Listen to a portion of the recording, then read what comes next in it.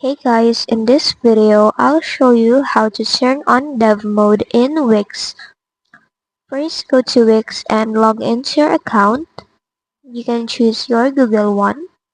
Once inside your dashboard, just select your site. Make sure that it is not built on Wix Studio as dev mode is not available on it.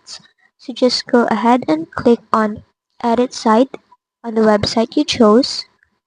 Now once inside your editor, on the upper ribbon, you will see here dev mode, so click on it and now you can just turn on it.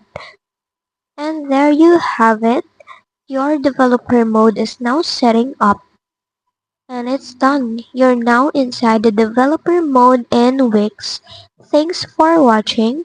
If this video helped you, don't forget to like, subscribe, and hit the bell icon for more tutorials.